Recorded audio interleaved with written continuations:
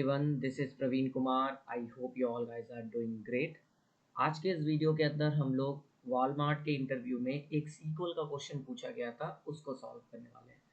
ये क्वेश्चन आप देख सकते हो. इस क्वेश्चन में हमारे पास एक टेबल है जिसका नाम है एम्प्लॉयज टेबल और इसके अंदर 4 कॉलम्स दिए गए हैं: ID, name, department and manager ID.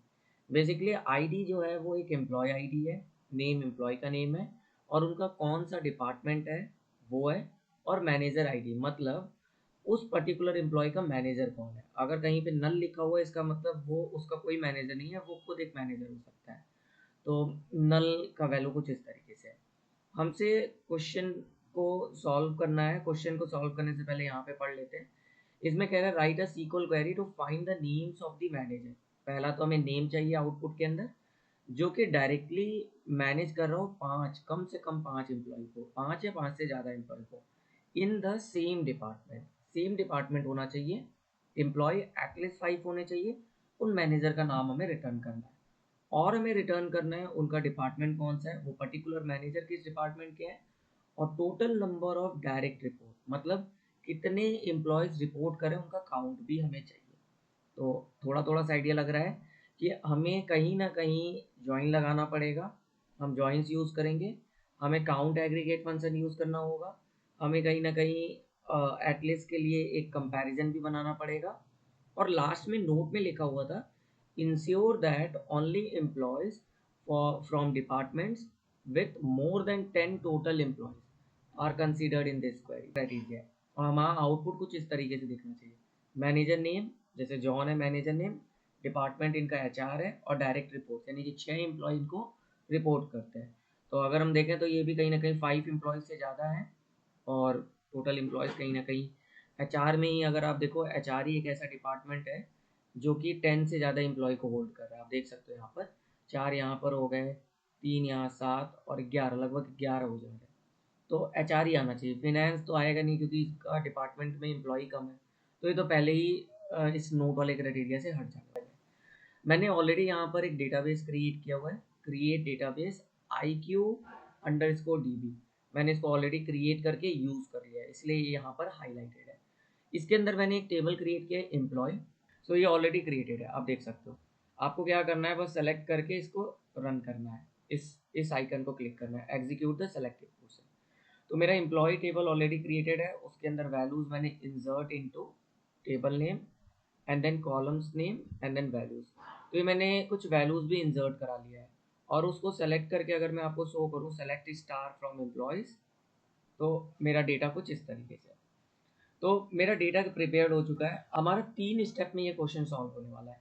सबसे जो पहला स्टेप होगा, अगर आप यहाँ पे देख पा रहे होगे, हमारा जो पहला स्टेप है कि find department with more than 10 employees.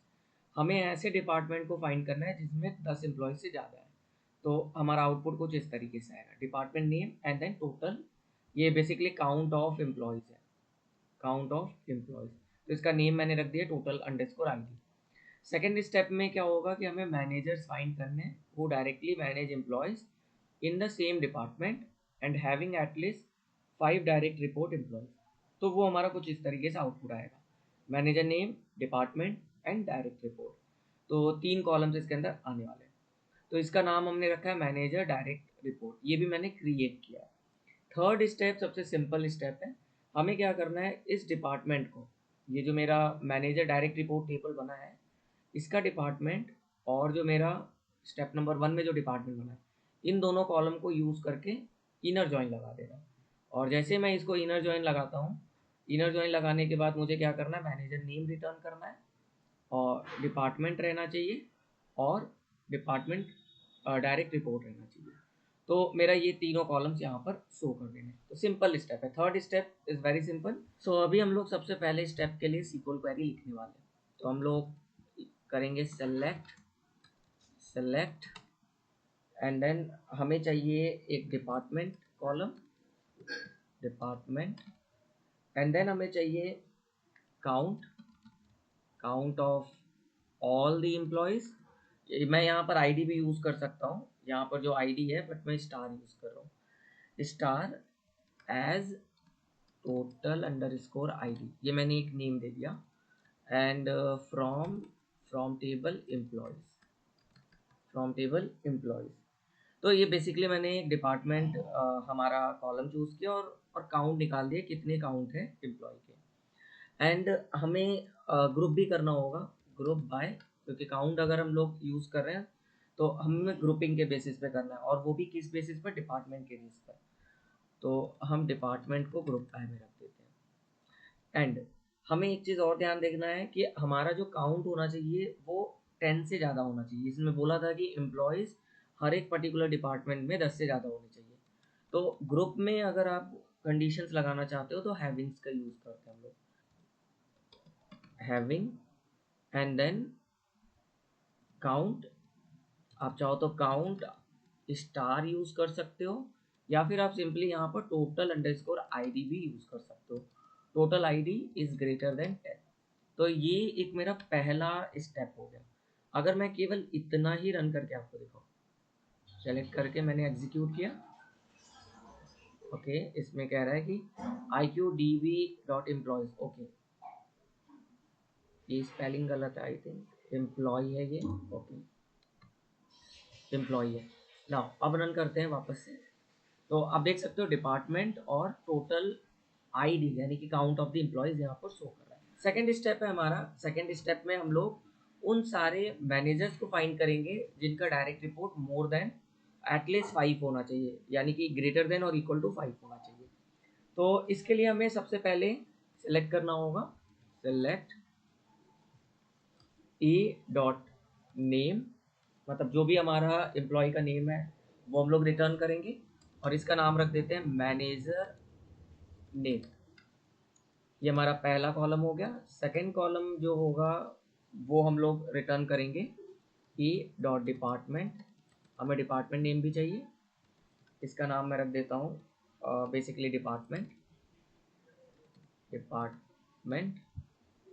Third step में हमें काउंट निकालना है एम्प्लॉयज़ का, तो हम लोग लिखेंगे यहाँ पर count B dot I D as, यहाँ पे हम कॉमा देना भूल गए, एज डायरेक्ट रिपोर्ट्स। ठीक है, तो ये 3 कॉलम हमारे पास रिटर्न होने चाहिए, और ये सारी चीज़ें हम लोग कहाँ से ले रहे हैं, हम लोग एम्प्लॉय टेबल के ले रहे हैं, तो फ्रॉम एम्प्लॉय। सो बेसिकली ये एक सिंपल सा क्वेरी है। नाउ हमें ज्वाइन लगाना है। ज्वाइन हमें कौन सा लगाना है, लेफ्ट ज्वाइन लगाना होगा, क्योंकि लेफ्ट साइड में ही आईडी है, हमें एम्प्लॉय आईडी को लेना है। तो यहाँ पर मैंने ए दे दिया, सबसे पहले टेबल का नेम ए दिया, and then left join, left join employee को ही हम लोग करेंगे। बेसिकली इसको हम लोग सेल्फ ज्वाइन भी बोल सकते हैं, सेल्फ लेफ्ट ज्वाइन यूज़ कर रहे हैं but on the same table, तो इसका नेम मैंने बी रखा है। और ज्वाइनिंग जो की होगा, जो कॉमन कॉलम होगा, वो A dot I D equal to B dot manager I D. ये हमारा जो कॉलम हो गया वो कॉमन कॉलम हो गया। नाउ हमें एक चीज़ का और ध्यान देना है कि हमारा जो मैनेजर आईडी होना चाहिए फर्स्ट वाले टेबल के अंदर, वो नल होना चाहिए। तो हम एंड भी यूज़ करेंगे यहाँ पर, and a dot manager ID is null, क्योंकि हमें पता है कि मैनेजर वही हो सकते हैं जिनका मैनेजर आईडी नल होना चाहिए, और ये हमने फर्स्ट वाले टेबल के लिए किया है। तो आप ऑन कीज में एंड भी यूज़ करके दो अलग अलग कंडीशंस लगा सकते हैं। नाउ उसके बाद हमें वेयर कंडीशन यूज़ करना है। वेयर कंडीशन के अंदर हमसे कहा गया था कि डिपार्टमेंट सेम होना चाहिए, तो हम लोग सिंपली यहाँ पर डिपार्टमेंट सेम कर देते हैं। तो A dot department, department equal to B dot department, मतलब दोनों ही टेबल का डिपार्टमेंट सेम रहना चाहिए। इसके बाद हमें ग्रुप बाय करना होगा नेम को और डिपार्टमेंट को। जो भी एम्प्लॉय का नेम है और जो भी डिपार्टमेंट है उनका, उनको ग्रुप बाय करना है, क्योंकि मल्टीपल टाइम्स वो नेम और डिपार्टमेंट आ चुके होंगे, बट हमें रिजल्ट में केवल एक ही नेम चाहिए, एक ही डिपार्टमेंट चाहिए। तो group by A dot name, हम ए डॉट नेम भी यूज़ कर सकते हैं, या फिर हम डायरेक्टली यहाँ पर मैनेजर नेम भी यूज़ कर सकते हैं, क्योंकि हमें इसी को ग्रुप करना है और हमें डिपार्टमेंट को करना है। तो एक चीज़ शायद मैंने पिछले वीडियोस में बताया भी होगा कि अगर आप ग्रुप बाय यूज़ कर रहे हो और एग्रीगेट यूज़ कर रहे हो, तो जो ग्रुप बाय में आप कॉलम्स यूज़ कर रहे हो वो आपके सेलेक्ट में होना चाहिए, ये हमेशा ध्यान रखना है। तो मैनेजर नेम और डिपार्टमेंट सेलेक्ट में है तभी हम उसको ग्रुप बाय कर पा रहे हैं। तो ये छोटी छोटी चीज़ों का ध्यान रखना है आपको। नाउ अब हमें ग्रुप, इसी ग्रुप के अंदर कंडीशन लगाना है कि जो डायरेक्ट रिपोर्ट रहना चाहिए वो हमारा एटलीस्ट 5 होना चाहिए। तो हैविंग हम लोग यूज़ करेंगे क्योंकि ग्रुप के अंदर कंडीशंस लगा रहे हैं, ग्रुप, एंड देन हम लोग सिंपली इस डिपार्टमेंट रिपोर्ट को सेलेक्ट कर लेते हैं यहाँ से। आप चाहो तो count B dot I D भी यूज़ कर सकते हो, बट अगर हमने उसका नेम दे रखा है तो हम सिंपली डायरेक्ट रिपोर्ट भी यूज़ कर सकते हैं। एंड इसका नेम हमने इसको हमने किया greater than equal to 5। At least का मतलब होता है ग्रेटर देन इक्वल टू 5। बस अगर मैंने यहाँ पे सेमी कॉलन दिया और इसको रन किया तो आप देखो मेरा रिजल्ट कुछ इस तरीके से आ गया। हमारा थर्ड स्टेप था कि इन दोनों को एक तरीके से इनर जॉइन लगाना है और इनका अलग अलग कॉलम्स रिटर्न कर देना है। सिंपल काम था, बट हमें एक चीज़ का और ध्यान देना है कि ये दोनों जो हम लोग अभी क्वेरी लगा के टेबल रिटर्न कर रहे हैं वो कोई एक्चुअल में टेबल है ही नहीं। हमें इसको विथ सी टी यूज़ करके क्रिएट करना होगा, कॉमन टेबल एक्सप्रेशन यूज़ करके बनाना होगा। तो हम दो टेबल क्रिएट करेंगे। सबसे पहले हम लोग यूज़ करते हैं विथ, और इसका नाम रख देते हैं, इस टेबल का नाम रख देते हैं department employee counts as parenthesis open, and then ये सेमीकोलन डिलीट करके यहाँ पे पैरेंथेसिस क्लोज कर देता हूँ, एंड देन कॉमा। तो विथ ये मेरे टेबल का नेम हो गया डिपार्टमेंट एम्प्लॉय काउंट एज, इसको मैंने एक पहला सी टेबल क्रिएट किया है। सेकंड भी हम लोग क्रिएट करेंगे। सेकंड में हमें कॉमा देने के बाद सिंपली टेबल का नेम देना है। इसका नेम हम लोग रख देते हैं manager direct reports as parenthesis open, and ये सेमी कॉलन डिलीट करके पैरेंथेसिस क्लोज। तो ये मेरा पहला एक तरीके से आप कह सकते हो सी टेबल है जिसका नाम रखा गया मैंने डिपार्टमेंट एम्प्लॉय काउंट कॉमा लगा के, और ये मेरा सेकंड है मैनेजर डायरेक्ट रिपोर्ट्स। और आप देख सकते हो इसके अंदर मैंने लेफ्ट जॉइन लगा हुआ है ना। तो दोनों ही मैंने दो टेबल क्रिएट किया है विथ कीवर्ड यूज करके। अब हम लोग अपना जो फाइनल रिजल्ट लेकर आना चाहते हैं वो रिटर्न करते हैं। तो सिंपली हम सेलेक्ट करेंगे, सेलेक्ट करना है हमें A dot manager name, manager name as manager name, ये हमारा पहला कॉलम रिटर्न रिजल्ट में आना चाहिए रिजल्ट टेबल के अंदर। And then A dot department as department, ये मेरा दूसरा कॉलम आना चाहिए। और तीसरा कॉलम जो है वो भी हमारा ए डॉट डायरेक्ट रिपोर्ट्स होना चाहिए, direct reports as direct reports. तो ये तीन कॉलम हमें रिटर्न करना है और तीनों हमें इस वाले टेबल से लेकर आना है। मैनेजर डायरेक्ट रिपोर्ट, इसका नाम मैंने ए रखा हुआ है। फ्रॉम मैनेजर डायरेक्ट रिपोर्ट, तो इस सिटी का नेम मैं कॉपी करके यहाँ पे पेस्ट कर देता हूँ और इसको मैंने ए कर दिया। नाउ हमें इसमें इनर जॉइन लगाना है, तो इनर जॉइन के लिए हम लोग या फिर इनर जॉइन यूज़ कर सकते हैं माईसीक्वल के अंदर, या फिर नॉर्मली जॉइन यूज़ कर सकते हैं, दोनों एक जैसा ही काम करता है। और जो इनर जॉइन हमें लगाना है वो हमें डिपार्टमेंट एम्प्लॉय काउंट्स के अंदर लगाना है, इसके अंदर लगाना है। तो इसको मैंने यहाँ से कॉपी किया एंड देन पेस्ट किया और इसका नेम मैंने बी रख दिया। और हमें जो कॉमन कॉलम देना है ऑन ए डॉट, हमारा कॉलम जो होगा वो डिपार्टमेंट है, equal to B dot department, simple. तो ये हमारा कहीं ना कहीं जो फाइनल टेबल होगा उसके लिए क्वेरी हमने लिख दिया।